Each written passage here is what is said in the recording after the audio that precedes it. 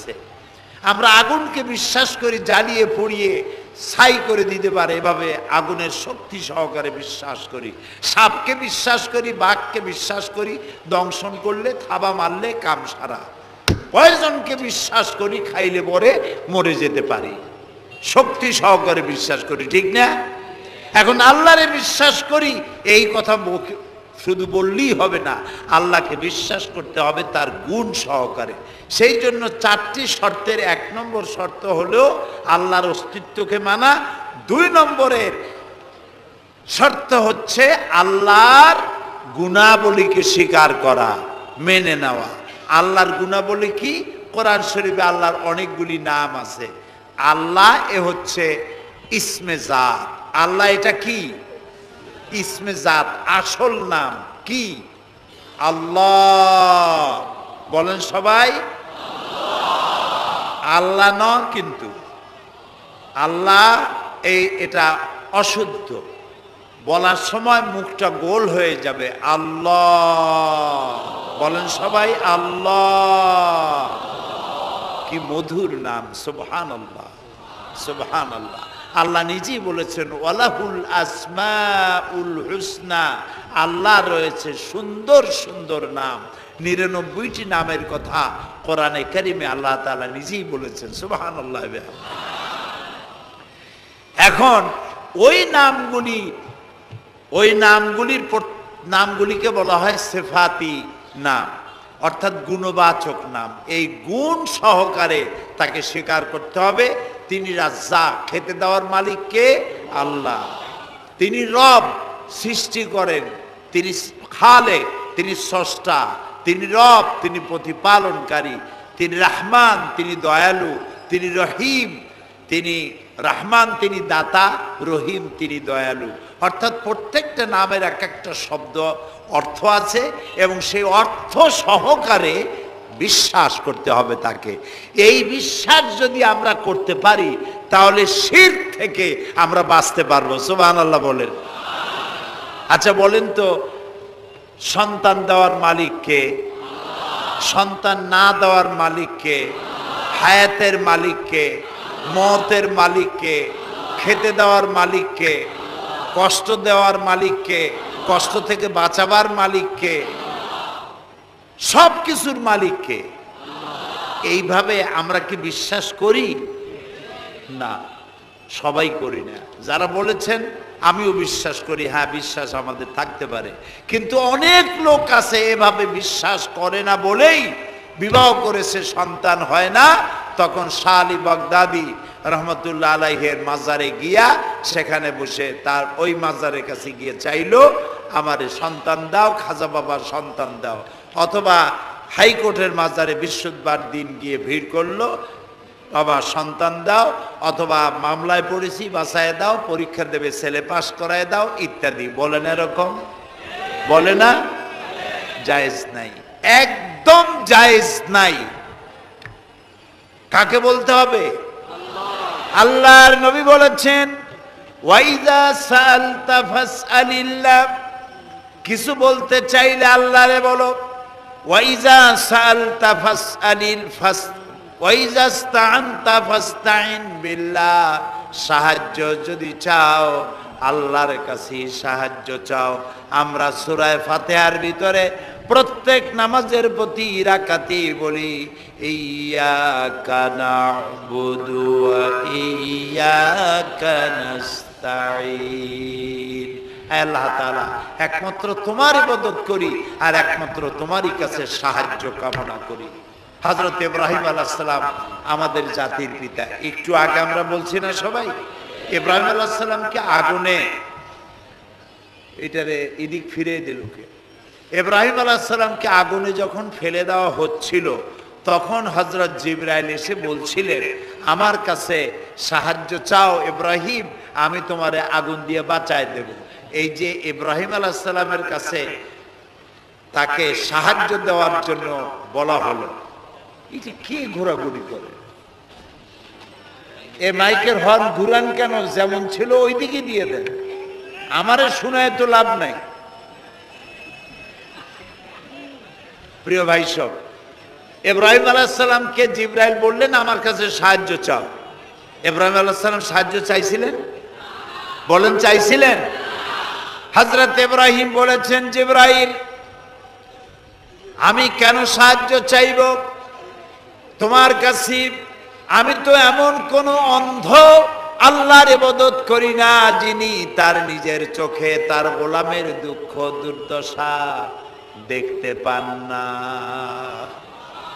আল্লাহ কি দেখছেন না যে আমি বিপদে পড়ছি? আমি তোমার কাছে কেন সাহায্য চাইবো? আমি আগুনে পড়লে যদি আল্লাহ খুশি হন, তাহলে আমি তো এভাবে 1000 বার পড়তে রাজি আছি আমার আল্লাহকে খুশি করার জন্য। এটা হলো আল্লাহর প্রতি বিশ্বাস এবং আল্লাহর কাছে চাওয়া। চাইতে হবে কার কাছে? আমি বিপদে পড়ছি, বলবো কারে? আমি অশান্তিতে আছি, বলবো কারে? আমার অভাব আছে, বলবো কারে? সর্বাবস্থায় আল্লাহকে বলতে হবে। দেখুন আমাদের জাতির পিতা ইব্রাহিম আলাইহিস সালামের কথা কোরআন শরীফে আল্লাহ তাআলা বলে দিয়েছেন। তিনি কি বলেছেন? হযরত ইব্রাহিম বলেছেন,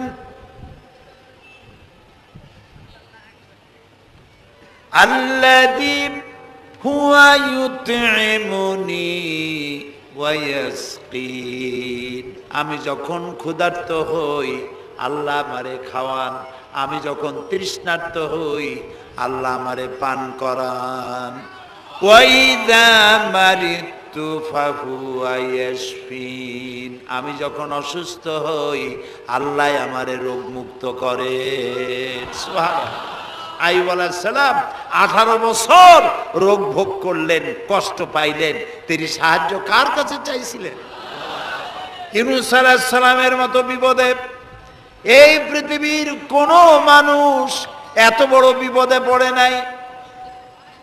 মাছে তারে গিলে ফেলল, পানির অতল তলদেশে মার চলে গেল, মাছের পেটে দরজা নাই, জানালা নাই, ভেন্টিলেটর নাই, মাথা গলাইয়া কোন রকম বাইর হবে এমন কোনো পথ নাই, বাঁচার কোনো উপায় নাই। হযরত ইউনূস আলাইহিস সালাম যখন মাছের পেটের ভিতরে বিরাট বিপদে পড়ে গেলেন, হযরত ইউনূস আলাইহিস সালাম সাহায্য কার কাছে চেয়েছিলেন বলুন? তিনি বললেন, আল্লাহ তাআলা তার ঘটনা কোরআন শরীফের মধ্যে এভাবে বর্ণনা করেছেন, ওয়াযান্নুন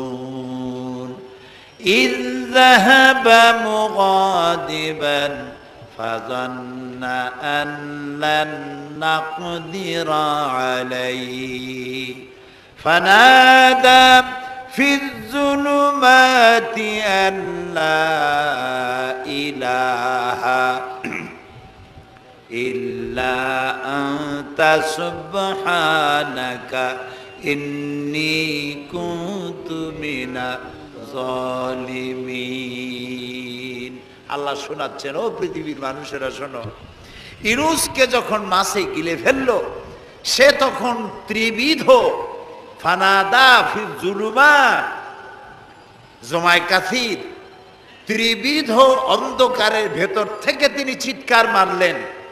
রাতের অন্ধকার, মাছের পেটের অন্ধকার, পানির অন্ধকার, এই ত্রিবিধ অন্ধকারের মধ্য থেকে ইউনূস আলাইহিস সালাম চিৎকার মারলেন, লা ইলাহা ইল্লা আনতা, আয় আল্লাহ তুমি ছাড়া কোনো ইলাহা নাই, সুবহানাকা আমি তোমার প্রশংসা করছি।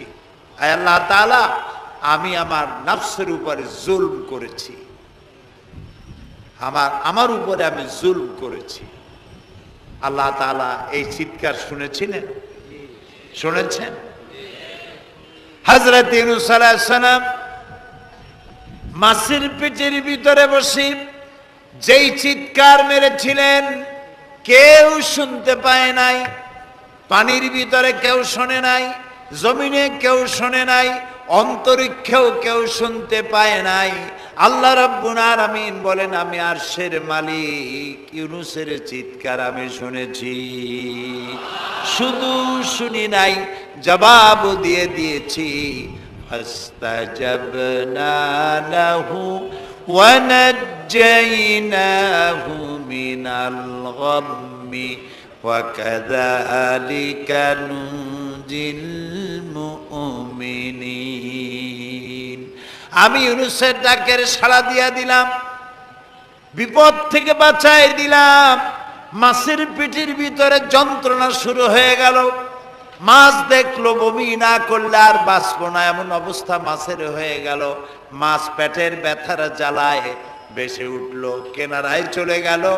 ইউনূস আলাইহিস সালামকে বমি করে ফেলে দিল।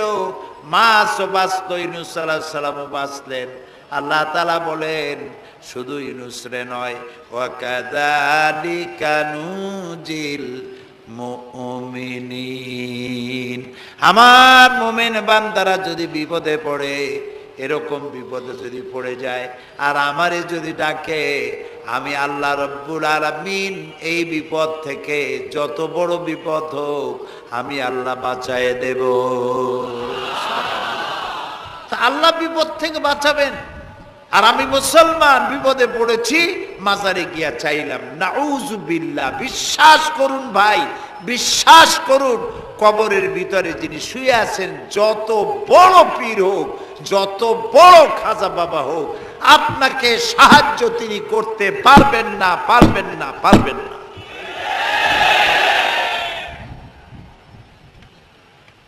একটু কমন সেন্সের কাছে অ্যাপিল করি, সাধারণ বিবেকের কাছে আপনাদের, যারা এই যে দেখুন হযরত শাহজালাল রহমতুল্লাহ আলাইহি সিলেটে শুয়ে আছেন, বলুন তো তার মাতৃভাষা কি?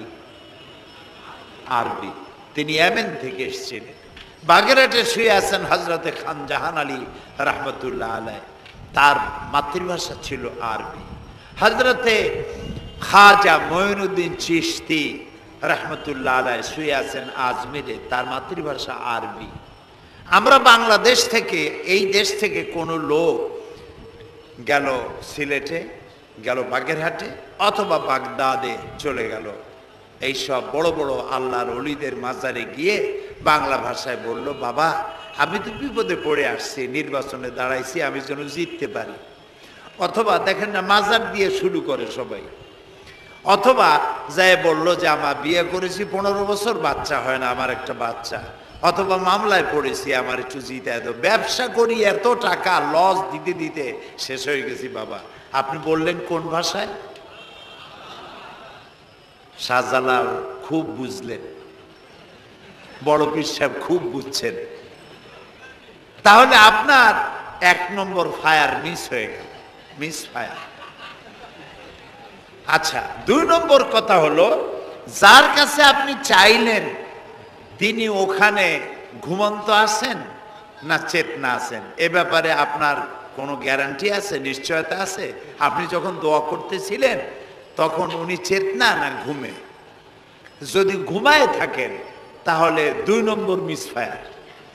আপনি যা চিল্লাইলেন উনি কিছুই শুনল না।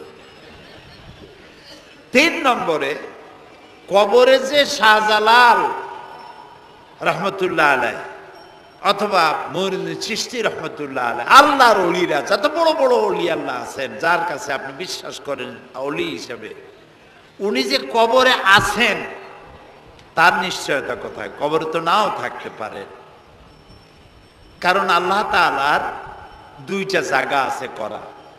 বিদেহী আত্মা, এই দেহ থেকে আত্মা যখন সরে যায়, আল্লাহ যখন নিয়ে যান, দেহটার তো কোনো দাম নাই, এটা হচ্ছে নশ্বর, আত্মা হচ্ছে অবিনশ্বর। এ দেহটা মাটির সাথে পচে যাবে, গলে যাবে, কোরআন শরীফে বহুবার বলা হয়েছে। তো আল্লাহ তাআলার 2টা মেহমানখানা আছে, একটা হলো সিজ্জিন আর একটা নাম বলেন ইল্লিন। 2টা মেহমানখানা। যেমন এই পৃথিবীতেও মেহমানখানা 2 রকম হয়। সরকারের 2 রকম মেহমানখানা। চোর, ডাকাত, খুনি, বদমাশ, এগুলি যদি গ্রেফতার হয় তাহলে ওরা খাবে কি? ওদের তো শ্বশুর বাড়ি দিয়ে অথবা বাপের বাড়ি দিয়ে ভাত খাবার দেওয়া হবে না, গভর্নমেন্টের মেহমান হয়ে গেছে। কাজী এদের জন্য মেহমানখানা গভর্নমেন্টের একটা আছে, সরকারি মেহমানখানা। ওইটা কোনটা কোন তো? ও, তাও আপনারা চেনেন।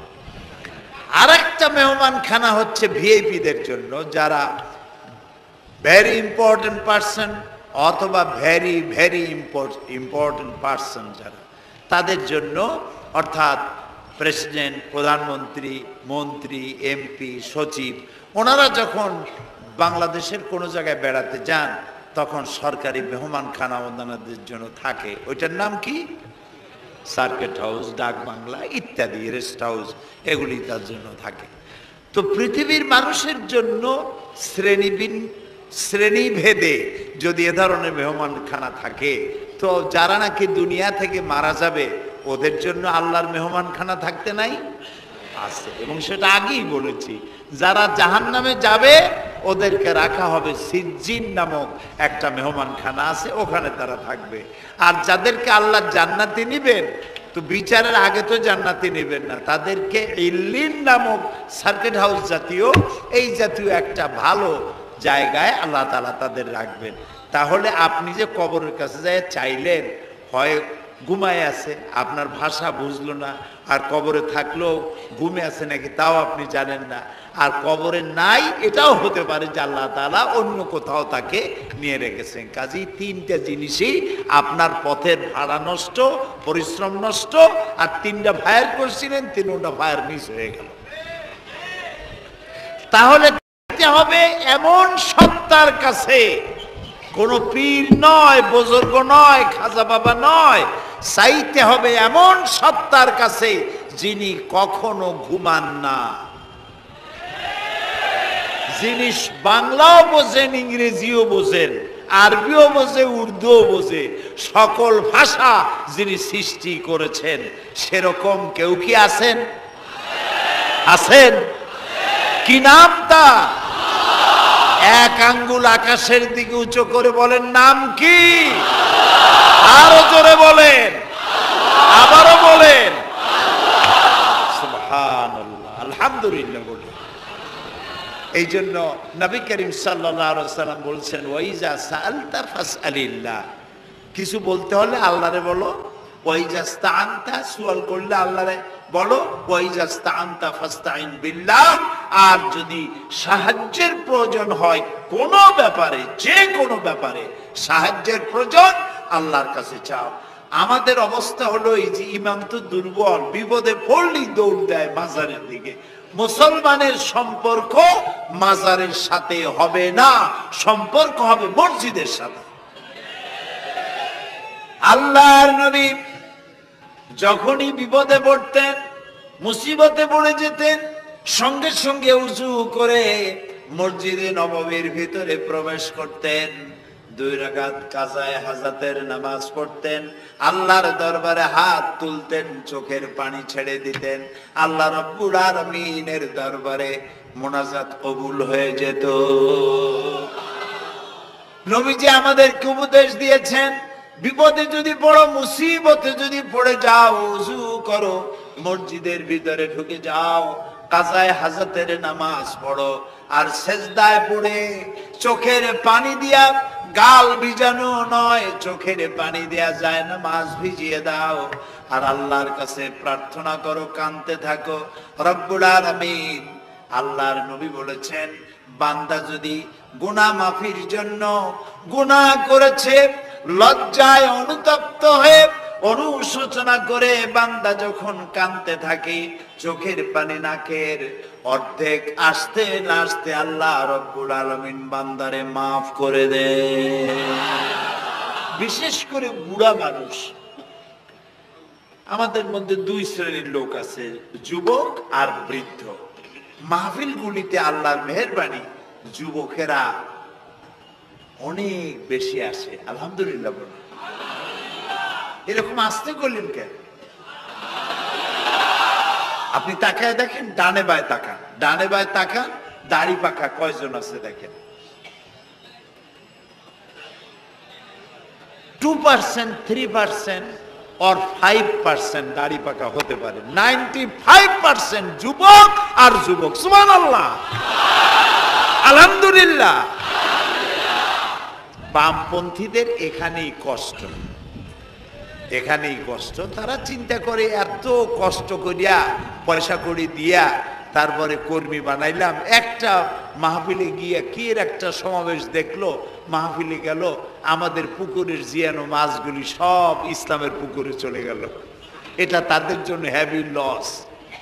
আসলে ওরা ধরে রাখতে পারবে না, ঠেকাইতে পারবে না, গায়ে তো মুসলমানের রক্ত, রক্ত কার? এসব যুবকেরা একটা মুসলিম মায়ের পেটে জন্মগ্রহণ করেছে, একটা মুসলিম পিতার জন্মে আসছে। আর রাসূলুল্লাহ যুবকদের ব্যাপারে যে কত কথা বলেছেন, সুবহানাল্লাহ বলো আগে। রাসূলুল্লাহ বলেছেন কিয়ামতের দিন আল্লাহর আরশের ছায়া ছাড়া কোনো ছায়া থাকবে না, প্রচন্ড রৌদ্র হবে, জমিনটা তামার মতো হয়ে যাবে। ইন্না লিল্লাহি ওয়া ইন্না ইলাইহি রাজিউন। সেই জায়গায় আরশের নিচে 7 শ্রেণীর লোকদেরকে আল্লাহ তাআলা জায়গা দেবেন। কয় শ্রেণী? ওর মধ্যে এক শ্রেণী হচ্ছে শাবুন নাশা ফি ইবাদাতিল্লাহ, ওই সব যুবক যারা রাত কাটিয়েছে আল্লাহর ইবাদতের মধ্য দিয়ে। সুবহানাল্লাহ। যুবকদের ইবাদতে আল্লাহ তাআলা বেশি খুশি হন, বেশি খুশি হন। কারণ হলো এই যে মসজিদের ইমাম সাহেব অথবা প্রাইমারি স্কুলের মাস্টার যদি বলে যে আমি ঘুষ খাই না, এই কথার কোনো দাম আছে? আপনি প্রাইমারি স্কুলের মাস্টার, আপনি মসজিদের ইমাম, আপনার ঘুষ দেবে কেনা? ঘুষ খাই না বললে তো হবে না। কোন মন্ত্রী যদি বলে, এসপি যদি বলে, দারোগা যদি বলে ঘুষ খাই না, 1000 বার দাম আছে, ঠিক না ভাই? এখন একজন বুড়া যদি বলে যে প্রত্যেক রাত্রে আমি তাহাজ্জুদ পড়ি, আপনি তো পড়বেনই, কারণ আপনার তো ঘুম আসে না। কাশিতে এমন পাইছে চোরবানির কাছে আসতে পারে না রাতের বেলায়, খালি কাশা, জন্মের কাশা। আর যুবকের তো তামাম দুনিয়ার ঘুম আইসে টাইসে ধরে। সেই যুবক সে যদি এই ঘুমকে দুহাতে ঠেলে দিয়ে যদি মধ্যরাতের পরে, রাতের 2/3 পরে যদি নামাজে দাঁড়ায় যায়, আল্লাহ রাব্বুল আলামিন খুশি হয়ে যান। সুবহানাল্লাহ বলো। এই যুবকদের সম্পর্কে রাসূলুল্লাহ কি সুন্দর কথা বলেছেন। রাসূলুল্লাহ বলেছেন উসিকুম বিশ-শাবাবে খায়রা ফাইন্নাহুম আরাক্কু আফইদা লাকাদ বাসানি আল্লাহু বিল হানিফিয়্যাতি সামহা ফাখালাফানি আশ-শুয়ুখ ওয়া হালাফানি আশ-শাবাব। সাদাকান নবী সাল্লাল্লাহু আলাইহি ওয়াসাল্লাম। নবী করিম সাল্লাল্লাহু আলাইহি ওয়াসাল্লাম বলেছেন, আমি তোমাদেরকে উপদেশ দিচ্ছি, তোমরা যুবকদের ব্যাপারে কল্যাণকামী হবে। সুবহানাল্লাহ বলেন। কারণ যুবকদের দিল নরম, আর আল্লাহ তাআলা আমাকে এই পৃথিবীতে উদারতা সহকারে দিন প্রতিষ্ঠার কাজে আমাকে পাঠিয়েছেন। আর এই পৃথিবীতে আমার আল্লাহর দেওয়া ইসলাম প্রতিষ্ঠা করার কাজে আমার বিরোধিতা করেছে বুড়োরা আর সহযোগিতা করেছে যুবকেরা। দেখেন না রাসূলুল্লাহর সাথে বিরোধিতা কারা করলো? তাদের বয়স কত? আবু জাহেল, আবু লাহাব, উতবা, সাইবা, মুগিরা, ওলীদ, আবু সুফিয়ান, কুষ্টি সুদ্ধা সকলের বয়স ছিল 40-এর ওপরে। আর যারা ঈমান আনলো সর্বপ্রথম, তাদের বয়সগুলি রাসূলুল্লাহকে যারা সাহায্য করলেন, হযরতে জুবাইর ইবনুল আওয়াম, আব্দুর রহমান বিন আউফ ইসলাম কবুল করলেন, বয়স তখন 17 বছর। হযরতে আবু বকর ইসলাম কবুল করলেন, বয়স তখন 37 বছর। হযরত ওমর রাদিয়াল্লাহু তাআলা ইসলাম কবুল করলেন, বয়স তখন 26 বছর। হযরত আলী যখন ইসলাম কবুল করেছেন, বয়স তখন মাত্র 8.5 বছর। সব তরুণেরা, যুবকেরা ইসলামের জন্য রক্ত দিয়েছে, যুবকদের রক্তের উপর ইসলাম প্রতিষ্ঠিত হয়েছে। সুবহানাল্লাহ। সেই জন্য এই যৌবনকালে ইবাদতের মূল্য সর্বাধিক। আর বুড়োরাও যখন আল্লাহর দরবারে হাত তোলে, যারা বুড়ো আছেন, আমার বয়সে যারা এসে গেছেন বা আমার থেকে যাদের বয়স বেশি, আপনারা অসন্তুষ্ট হচ্ছেন না তো যে যুবকদের এত কইলাম আর আমরা কিছু পাইলাম না, এরকম বলবেন নাকি? এক বুড়ি এসে রাসূলুল্লাহকে বলছিলেন যে হে রাসূল, আমার জন্য দোয়া করেন, আমি যেন জান্নাতে যাইতে পারি। রাসূলুল্লাহ বলছেন বুড়ি তো জান্নাতে যাবে না, বুড়ি জান্নাতে যাবে না, বুড়ি তো কান্দের শেষ। রাসূলুল্লাহ বলতেছেন জান্নাতে যাবে না, রাসূলুল্লাহ বলছেন বুড়ি কান্দো না, তুমি যখন জান্নাতে যাবা একেবারে যুবতী হয়ে যাবা, তখন তুমি বুড়ি থাকবা না। সুবহানাল্লাহ। সুতরাং বুড়ো মানুষের মন খারাপ করার কারণ নাই, ওই যৌবন কালটা আমরা সবাই পার করে এসেছি, সুবহানাল্লাহ। সেটা যদি ভালো কাজে করে থাকি আল্লাহর কাছে পুরস্কার পাবো, আর যদি অন্যায় করে থাকি সেজন্য আল্লাহর কাছে বিনীতভাবে ক্ষমা চাই। আল্লাহ আমাদের মাফ করুন, বলি আমিন, সবাই বলি আমিন। যুবক ভাইয়েরা আর বৃদ্ধদেরকে এখন আরেকটি কথা বলতে চাই, সেটা হলো বুড়োরা যদি আল্লাহর কাছে যখন হাত তোলে, আল্লাহ তাআলা বলেছেন, হে রাসূল, ইসলামের মধ্যে থেকে যে চুল দাড়ি পাকাইছে, ইসলামের মধ্যে থেকে দাড়ি চুল পাকায় ফেলেছে, এই অবস্থায় আমার কাছে যদি হাত তোলে আর কাঁদতে থাকে, এই বুড়োটারে আমি খালি হাতে ফেরত দিতে আমার শরম করে। আমি কেমনে বুড়োটারে খালি হাতে ফিরাই? একবার হযরত ওমর রাদিয়াল্লাহু তাআলা আনহু নবী করিম সাল্লাল্লাহু আলাইহি ওয়াসাল্লামের ঘরে প্রবেশ করে দেখছেন তিনি কাঁদছেন। হযরত ওমর জিজ্ঞেস করলেন, ইয়া রাসূলুল্লাহ, আপনি কাঁদছেন কেন?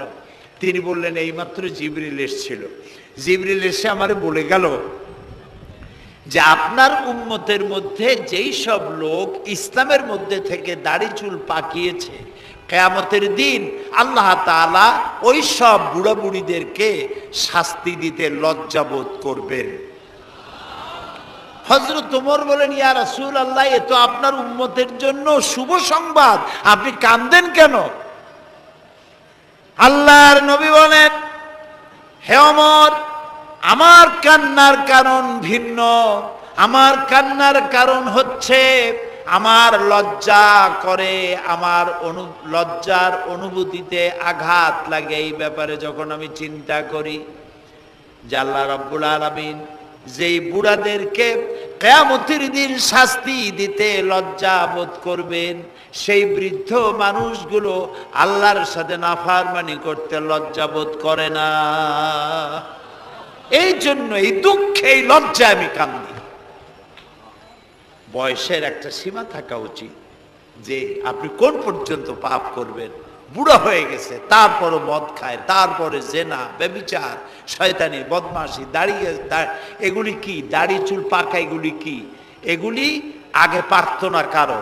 পৃথিবীতে সর্বপ্রথম দাড়ি আর চুল পেকেছে হযরত ইব্রাহিম আলাইহিস সালামের, এর আগে কারো দাড়ি চুল পাকে নাই। ইব্রাহিম আলাইহিস সালাম প্রশ্ন করলেন আল্লাহর কাছে যে আল্লাহ তাআলা, এটা কি হলো আমার? আল্লাহ তাআলা বললেন, এটা হচ্ছে ওয়াকার, এটা মর্যাদা, তোমার সম্মানকে বাড়িয়ে দেওয়া হলো। তো দাড়ি চুল পাকলে সম্মান বাড়ে। এই দাড়ি চুল পাকলো, এগুলি সিগন্যাল, সংকেত। দাড়ি পাকছে, সংকেত দেওয়া হলো তুমি কিন্তু বয়সের প্রান্তে এসেছো, চোখে কম দেখো, আর একটা সিগন্যাল মৌতের, আর একটা সিগন্যাল খাইয়া হজম করতে পারো না, আর একটা সিগন্যাল তুমি ঘুমাইতে পারো না, রাতের বেলা ঘুম আসে না, আর একটা সিগন্যাল দাঁড়াতে পারো না, কোমর ব্যথা করে, আর একটা সিগন্যাল। একটার পর একটা সিগন্যাল আসতেছে, 1 নম্বর, 2 নম্বর, ডেঞ্জার সিগন্যাল নাম্বার 10। তারপরেও হুঁশ হয় না মানুষের। নাউযুবিল্লাহি মিন যালিক। আল্লাহ তাআলা আমাদের হুঁশে আসার তৌফিক দান করুন, আমরা বলি আমিন। প্রিয় ভাই সব, খুব লম্বা করা যাবে না। 2 নম্বরে বলছিলাম আল্লাহর গুণাবলীর উপরে বিশ্বাস। 3 নম্বরে আল্লাহর কুদরত, আল্লাহর ক্ষমতায় বিশ্বাস। আল্লাহরে বিশ্বাস করি, এই কথার দাম নাই। দাম হবে 4টা শর্ত পূরণ করলে। কয়টা শর্ত? 3 নম্বরে আল্লাহর ক্ষমতা। 3 নম্বরে কি? আল্লাহর ক্ষমতা কি?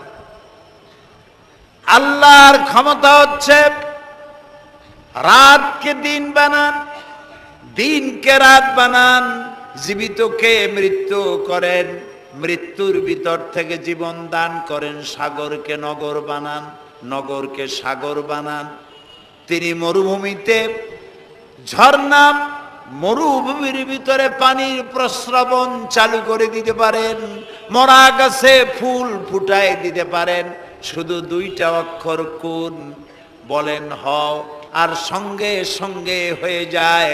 আল্লাহ তাআলা বলেছেন ফাআলুন লিমা ইউরিদ, যা খুশি তিনি তাই করতে পারেন। সুবহানাল্লাহ বলে। এই মাত্র কয়েক মাস আগে সুনামি কি হয়েছিল? এইটা যদি হয় সুনামি, তাহলে কুনামি কি আল্লাহ জানে। সুনামি হইল মালয়েশিয়া, ইন্দোনেশিয়া, মালদ্বীপ, শ্রীলঙ্কা, ইন্ডিয়া, থাইল্যান্ড, এই উপকূলীয় এলাকায় সুনামি মাত্র 1.5 মিনিট। 1.5 মিনিটের সুনামিতে জলকম্পন আর পানি কম্পনে 2.5 লক্ষ মানুষ শেষ, আর 1 লক্ষ মানুষের কোনো খোঁজ নাই। প্রায় 3.5 থেকে 4 লক্ষ মানুষ দুনিয়া থেকে বিদায় হয়ে গেল 1.5 মিনিটের মধ্যে। আর সমুদ্রের পানি 33 থেকে 35 ফিট উঁচু হয়ে পানি এসে নগর, গাড়ি, বাড়ি ভেঙে চুরে পাতার মতো, শুষ্ক পাতার মতো সব উড়িয়ে ভাসিয়ে শেষ করে দিল। সুবহানাল্লাহ। আবহাওয়াবিদরা বলেছেন, বিজ্ঞানীরা বলেছেন, এটা নাকি ভারত মহাসাগরের অতল তলদেশে যেখানে মাটি, ওই মাটিরও কয়েক কিলোমিটার নিচে ফাটল ধরেছে। সেই ফাটল ধরে কি দেখি করিয়া জমিনে কম্পন লাগলো, পানিতেও কম্পন লাগলো। আমাদের এই যে ঢাকায় সকালবেলায় যারা মর্নিং ওয়াক যারা করেন, রমনা লেকের পাশ দিয়ে হাঁটতেছে, হঠাৎ পিছনে পানি মারছে, দেখে যে সকলের পিছনে পানি মারে কে, তাকায় দেখে রমনা লেকের পানি উথাল পাথাল খেয়ে গেছে। ভূত না জেন জুতা মুতা ফালাই ধুয়ে দিছে। পানির মধ্যে যে কম্পনটা বাংলাদেশে হলো, এই কম্পনটা যদি মাটিতে হতো তাহলে এই অপরিকল্পিত বানানো শহর ভেঙ্গে চুরে ভর্তা হয়ে যেত। আল্লাহ শুকরিয়া আদায় করি যে আল্লাহ তাআলা দয়া করে আমাদের গরিব দেশটাকে হেফাজত করেছেন। বলেন আমিন। আল্লাহ তাআলা, আমরা পাপী, আমরা 1000 বার স্বীকার করি আমরা পাপী, আমরা গুনাহগার, আমরা অপদর্থ, আমরা অযোগ্য তোমার বান্দা হওয়ার।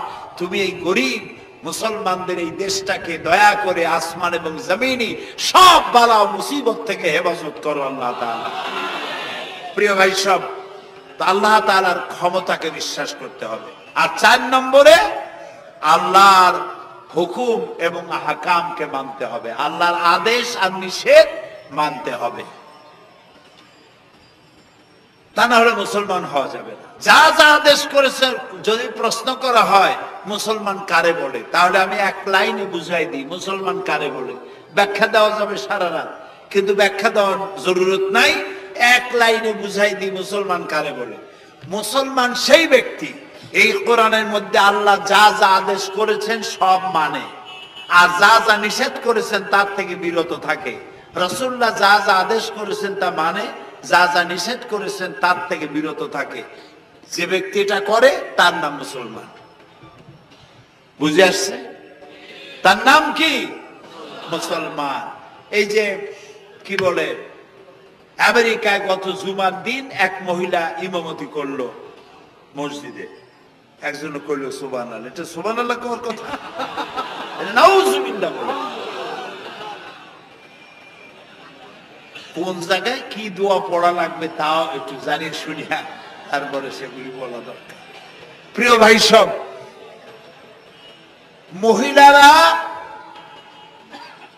ইমামতি করতে পারে না, জায়েজ নাই, বিধান নাই।